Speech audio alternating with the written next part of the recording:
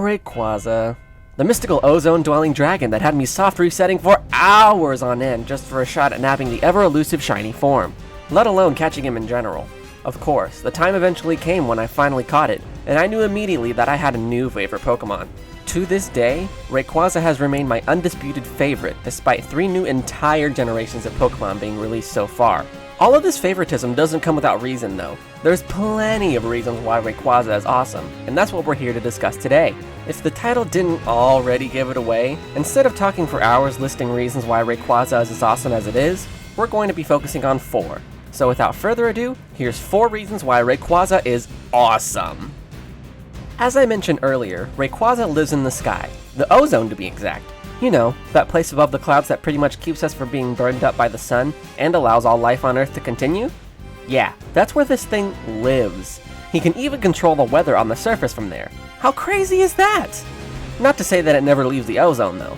In Ruby and Sapphire, Rayquaza has to leave its home in the sky to come down to the surface and stop a fight between the Pokemon gods, Groudon and Kyogre, because they were on the brink of destroying the planet in the process. Yeah, Rayquaza essentially came down and yelled at them like 2 little kids arguing loud enough to interrupt his favorite TV show. For being gods of land and sea, that must have been pretty embarrassing. Now that we've discussed Rayquaza's background a little bit, let's just take a step back and talk about the name. Rayquaza. Something about it just sounds legendary, and that is no accident. Now, there is some speculation as to just where Rayquaza's name is inspired from, so I'll just go ahead and focus on the more widely accepted fan speculations.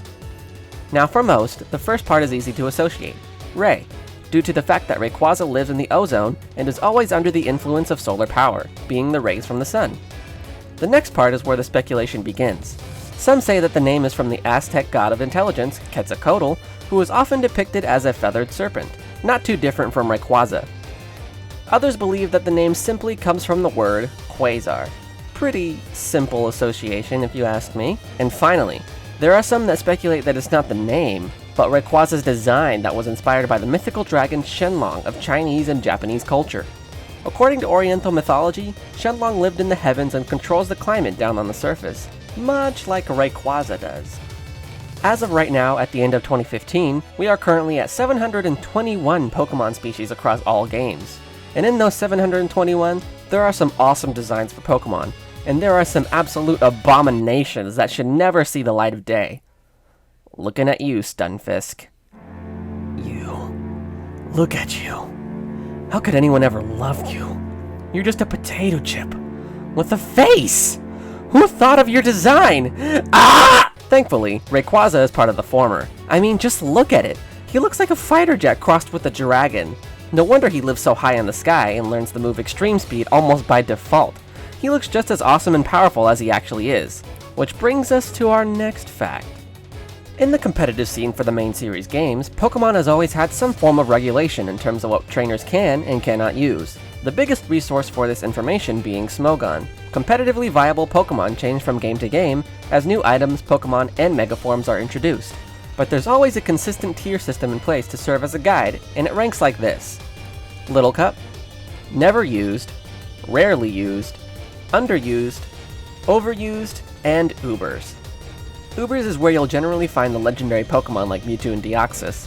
Uber Pokemon are frequently banned as well due to just how powerful they are. However, after the release of Mega Rayquaza and Omega Ruby and Alpha Sapphire, a new, higher tier had to be created called Anything Goes. Yeah, Rayquaza's Megaform is so stupidly powerful that an entirely new tier had to be created above Ubers just to contain it. Anything Goes is the only format that Mega Rayquaza is allowed, and Mega Rayquaza is also the only Pokemon in this tier at all. So just what makes Mega Rayquaza so powerful? Well, first of all, it doesn't need a Megastone in order to evolve into its Mega form. The only Pokemon with this capability. Secondly, its ability, Delta Stream, passively takes all of its weaknesses as a flying type, meaning that it's resistant to electric, ice, and rock type moves despite being a flying type. And lastly, Mega Rayquaza is able to learn the move Dragon Ascent from the move tutor in Omega Ruby and Alpha Sapphire, arguably one of the strongest attacks in the game.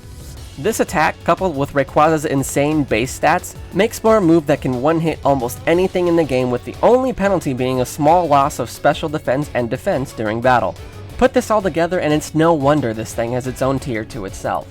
And there you have it, my top 4 reasons why Rayquaza is my favorite Pokemon of all time, and is just all around awesome. Thank you all so much for watching, and of course, as always, I'm alecandstuff, and I will see you all in the Oh god. What are you doing here again? Stop staring at me! Think about what you're doing, Stunfisk! No. No! Not like this! Over the other, but there's also cons with each one as well. So that would be my speculation on it. So along with Cloud, at this meeting, but it makes sense because it won't be released until next year. So, what do I think of this? I think that this is a very